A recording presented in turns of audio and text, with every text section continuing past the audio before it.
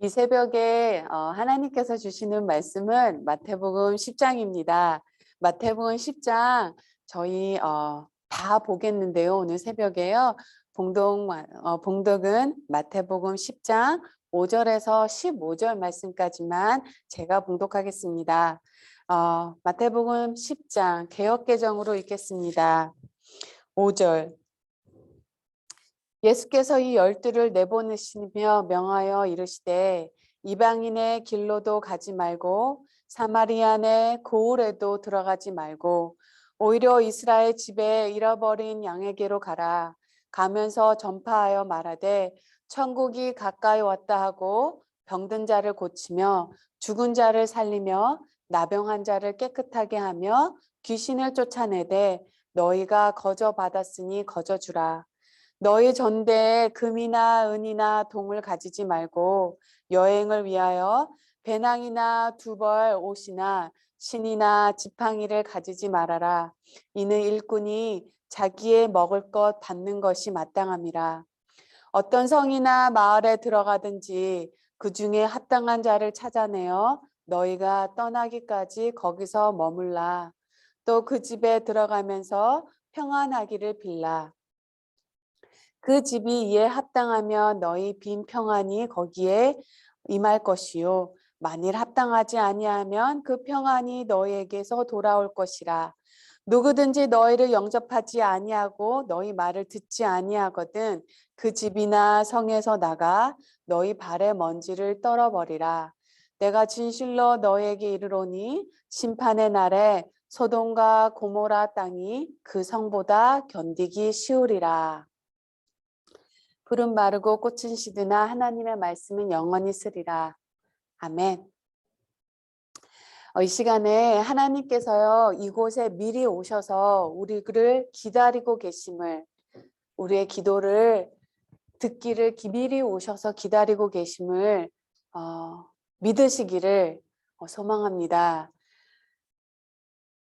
정말 하나님은 미리 오셔서 기다리고 계세요. 이 시간에 말씀의 은혜와 기도에 응답받는 은혜를 살아계신 하나님을 경험하시는 모든 것들을 이 시간 경험하기를 예수님의 이름으로 기도합니다. 자, 마태복음 9장을 마무리하면서요. 마태는요. 이 땅에 살아가는 사람들의 모습을 목자 없는 양과 같은 신세로 한마디로 요약합니다. 세상을 어디를 보아도 희망의 불빛 한 점 보이지 않는 암담한 현실. 그런 가운데 희망의 불씨를 살려내려고 하나님 나라를 펼쳐갈 일꾼을 예수님은 부르십니다. 예수님은 12제자를 부르시고요. 가장 먼저 제자들에게 가야 할 곳과 가지 말아야 할 곳을 가르쳐 주십니다. 일러주십니다. 4절 말씀을 보면요. 5절 말씀을 보면 예수께서 이 12를 내보내시며 명하여 이르시되 이방인의 길로도 가지 말고 사마리인의 고을에도 들어가지 말고 오히려 이스라엘 집에 잃어버린 양에게로 가라 라고 하십니다. 이 말은요. 이방이나 사마리아 사람을 배제하라는 말이 아닙니다. 가까운 것부터 시작하라는 말입니다. 가까운 것부터 따뜻하게 하라는 뜻입니다. 하나님의 나라는 그렇게 확산되어 갑니다. 가장 가까운 곳에서부터 시작해야 합니다. 토스트 예프스키는 기독교인은 온 세상을 사랑한다고 말하면서 가장 가까운 사람은 사랑하지 못한다고 말했습니다. 온 세상을 사랑한다는 것은 어떻게 보면 추상적인 것입니다. 그러나 내 주변에 가까이 있는 사람을 사랑한다는 것은 구체적이기 때문이죠. 예수님은 12제자들을 구체적인 삶의 아픔의 자리로 파송하셨습니다. 사람들의 구체적인 삶이 이루어지는 현장이야말로 하나님의 역사가 일어나는 곳이기 때문이죠. 주님의 이 파송은 지금도 계속되고 있습니다. 우리가 땅끝에서 예수님을 알리기도 하지만요. 우리가 매주 예배를 마친 후에 무렵 우리는 파송의 말씀을 듣고 각자의 처소로, 각자의 삶의 자리로 돌아갑니다. 직장으로, 가정으로, 사업장으로. 바로 그것이야말로 주님이 생명을 풍성하게 하라고 우리를 보내신 자리입니다. 그것부터 시작해야 되는 거예요. 그리고 7절에서 8절은 예수님이 사도들이 해야 할 일을 소상히 일러주십니다. 병든 자를 고치며 죽은 자를 살리며 나병한 자를 깨끗하게 하며 귀신을 쫓아내는 일입니다. 바로 생명을 온전케 하고 풍성하게 하는 일입니다. 주변으로 밀려난 사람들, 삶의 경계선의 아래에 있는 사람들, 차별과 천대 당연하게 받으며 살던 사람들 곁에 다가가 벗이 되어주고 격려하고 치유하는 일을 배제한 채 하나님 나라의 일꾼이 될 수는 없습니다. 저는 이것이 교회의 가장 먼저 프라이머리가 돼야 된다고 생각합니다. 그리고 정말 중요한 가르침이 이어져요. 바로 거저 받았으니 거저 주라. 세상 사람들은요, 거저 주려는 마음과 고마움 만나는 그곳에서 발생하는 빛을 보고 예수님을 볼 수 있습니다. 그러나 우리가요, 하나님이 주신 신령한 은사를, 자격 없는 자에게 주신 그 은사를요, 사적인 이익의 수단으로 삼다가 타락하는 모습을 많이 봅니다. 특히 보면요, 오랜 질병으로 인하여 오래된 기도 제목이 있으신 분들에게 신의의 은사가 있다고 병 치료를 해준다고 기도해 주신다고 물질적인 대가를 요구하는 것을 저희가 사실 좀 안타깝게도 보게 됩니다. 그들은요, 타락한 이들입니다. 쫓지 마세요. 거저 받았으니 거저 주라. 크리스찬의 삶은 어떤 분 이렇게 말씀하시더라고요. 크리스찬의 삶은 누군가에게 선물이 되는 삶이라. 그리고 예수님은요, 제자들에게 보냄을 받은 자들은 소유에 의지하지 말아야 한다고 합니다. 9절을 보면요, 너희 전대에 금이나 은이나 동을 가지지 말고 여행을 위하여 배낭이나 두벌 옷이나 신이나 지팡이를 가지지 말라. 이는 일꾼이 자기의 먹을 것을 받는 것이 마땅하리라. 의지할 곳 하나 없이요, 안전장치 하나 없이 모두 해제한 채 주님의 길을 떠날 때요, 주님을 의지할 수밖에 없죠. 기도가 저절로 나옵니다. 참 사람이요, 주머니에 몇백 불 있으면, 몇천 불 있으면, 몇만 불 있으면, 아니 몇백 불만 있어도요, 그거를 먼저 가지고 상황을 해결하려고 하더라고요. 어쩌면요, 교회가 무력해진 것은 부자가 되었기 때문인 것 같습니다. 교회가요, 재정을 쌓으려고 또 하나님의 일을요, 사랑과 하나님이 공급해 주시는 능력으로 하기보다 돈으로 하는 버릇이 들었기 때문입니다. 또한 예수님은요, 제자들이 직면하게 될 위험을 숨기지 않습니다. 지금 파송을 받아 세상으로 나가야 되는 제자들에게 예수님은 솔직하게 말씀하세요. 16절 말씀. 보라, 내가 너희를 보냄이 양을 이리 가운데 보냄과 같도다. 그러므로 너희는 뱀과 같이 지혜롭고 비둘기같이 순결하라. 새로운 세계를 열려고 하는 자는요, 옛 세계의 박해를 받게 마련입니다. 옛 세계는요, 자기들의 질서를 뒤흔드는 것을 원하지 않죠.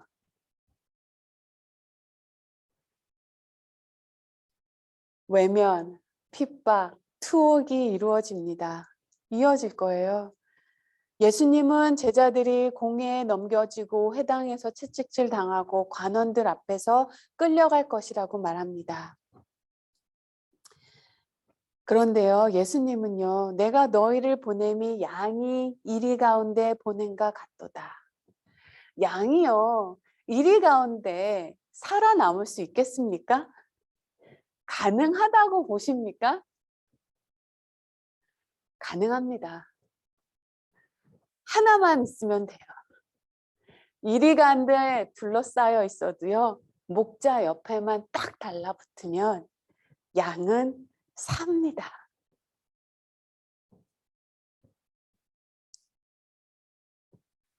우리가 마태복음 10장을 보면요, 참 막막합니다. 제자들의 삶이. 그런데요, 담담하지는 않아요. 성경에서요, 성도를 양이라고 표현하는 것이 왜일까요? 양은요, 이리 가운데 둘러싸여 있어도 목자만 옆에 있으면요, 우리 목자 되시는 예수님 옆에만 있으면 안전하기 때문이에요. 보호해 주시기 때문입니다. 이끌어 주시기 때문이에요. 사실 기독교를 향한 박해는요, 초대교인들이 겪었을 것보다 지금 21세기가 더 심합니다. 무엇보다요, 세계 전체의 크리스천의 3분의 2가요, 가난합니다.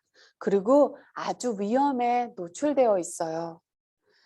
그들은 인종적으로나 언어적으로, 문화적으로요, 소수 민족이며 억압을 받고 있습니다. 자, 그러면 이 나머지 3분의 1의 기독교인들은, 크리스천들은 무엇을 해야 할까요? 우리에게 주어진 사명입니다. 과연 우리에게 거저준 자유와 그 자유로 인해 우리는 그 자유를 어디에 사용하고 있나요? 우리는 이 시간 우리 스스로에게 그리고 교회에게 물어봐야 합니다. 예수님은요, 선생과 똑같은 대접을 받는 것이 제자의 길이라고 말씀하셨습니다. 예수를 바알 세불이라 하는 사람들이 제자들을 그냥 그대로 둘 리가 없죠. 또한 가족들로 인해 마음을 아프기도 한다는 것입니다. 하나님을 경배하는 것은요, 예수님을 따르는 것보다 더 쉽습니다. 경배하는 것은 쉬워요. 근데 예수님을 따르는 것은 많은 희생을 요구합니다. 그래서요, 주님을 향해 하늘로 향해 날아가려고 하는 자들을 가장 큰 걸림돌이 가족인 경우가 참 많습니다. 31절 말씀, 사람의 원수가 자기 집안 식구니라. 참 가슴 아픈 지적이죠.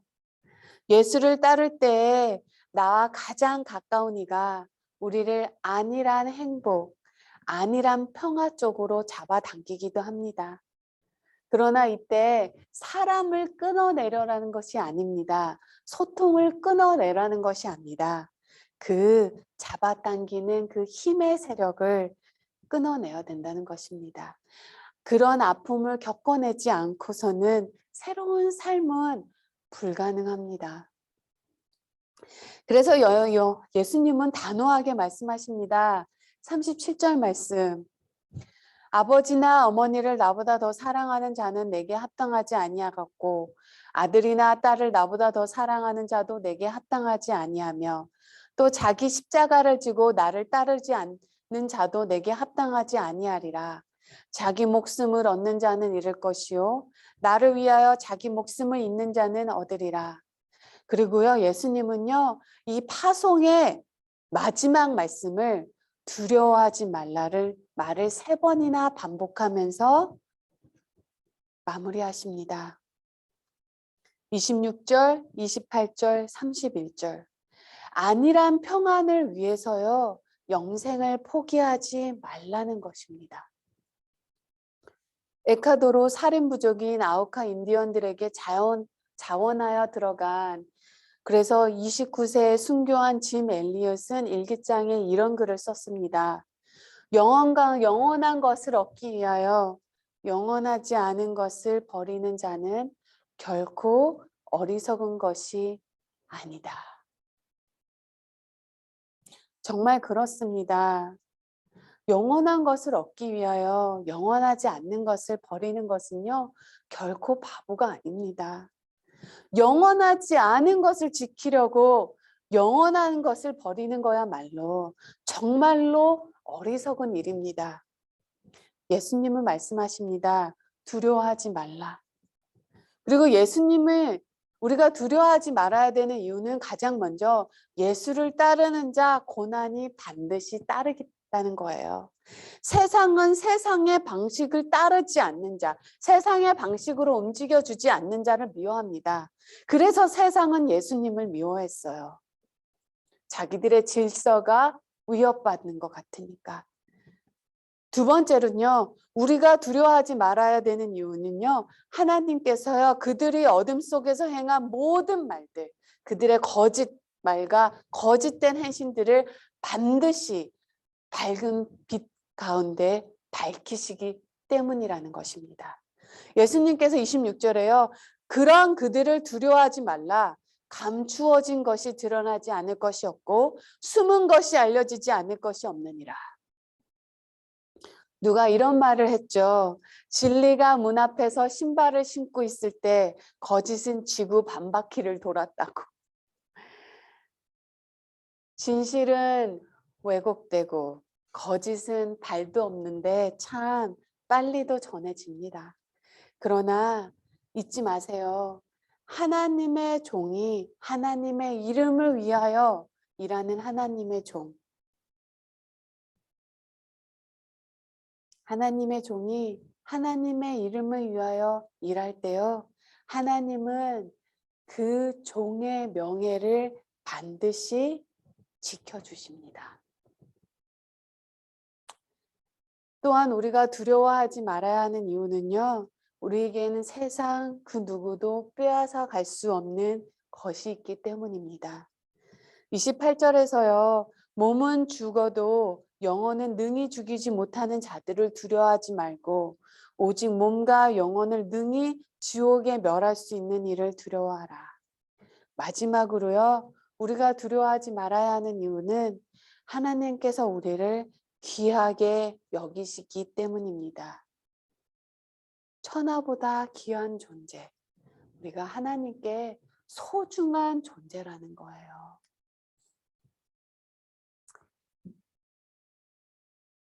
29절을 보면요. 참새 2마리가 한 아사리온에 팔리지 않느냐. 그러나 너희 아버지께서 허락하지 아니하시면 그 하나도 땅에 떨어지지 아니하리라. 너희에게는 머리털까지 다 세신 바 되었나니. 하나님은요. 자녀가 실족하는 걸 보고 싶어 하시는 분이 아닙니다. 하나님은요. 의리가 있으신 분이세요. 그리고 예수님은 마지막으로 말씀하십니다. 42절. 누구든지 제자 이름으로 이 작은 자 중에 하나에게 냉수 한 그릇이라도 주는 자는 내가 진실로 너에게 이르노니 그 사람이 결탄코 상을 잃지 아니하리라. 오늘 마태복음 10장 말씀이요. 신학생 졸업생들이나 목사 안수식, 선교사 파송식 때 설교된다면 어떨까요? 막막할 것 같죠? 그런데 아닙니다.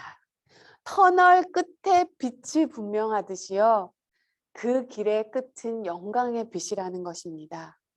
예수님의 길은 힘들기만 한 것은 아닙니다. 함께 하시고 주님이 함께 하시고 때에 따라 도움의 손길을 보내주시겠습니다. 살아가면서요. 가장 크게 우리를 흥분시키는 게 무엇인 줄 아십니까? 세상 것 아닙니다. 살아계셔서 역사하시는 하나님을 경험하는 것이 우리의 심장을 얼마나 뛰게 하시는 줄 아십니까? 거기에는 힘이 있어요. 사랑하는 성도 여러분, 우리가요, 축구 경기를 본다고 해요. 축구 경기를 보는데요, 한일전이 있습니다. 한일전 축구 경기가 있는데, 사정상 게임을 보지 못하여 녹화 경기를 본다고 해요. 그런데 이미 경기의 결과를 알고 있어요. 우리 편이 승리한다는 거예요. 이긴 경기라는 것을 보고 녹화 경기를 볼 때요. 경기를 보는 도중 우리 팀이 지고 있다고, 우리 팀이 죽을 쓰고 있다고 막 화를 내고 절망하시겠습니까? 안 하잖아요. 이긴 줄 알고 보는 경기이기 때문입니다. 누가 승리한 것을 알고 보는 녹화 경기를 보는 도중에 절망을 하겠습니까? 우리가 밀리고 있는 것 같다고 해서. 이 짧은 이 땅의 인생에서요, 주님의 목적대로 사는 것은 결코 쉽지 않습니다. 예수님은 솔직하게 말씀하세요. 그러나 그 끝을 우리가 이미 알기 때문에, 그 끝은 영광에 비치기 때문에요, 생명을 구원하고 생명을 전하고 생명을 풍성하게 하는 하나님의 아름다운 계획에 기꺼이 동참하는 우리 모두가 되기를 예수님의 이름으로 기도합니다.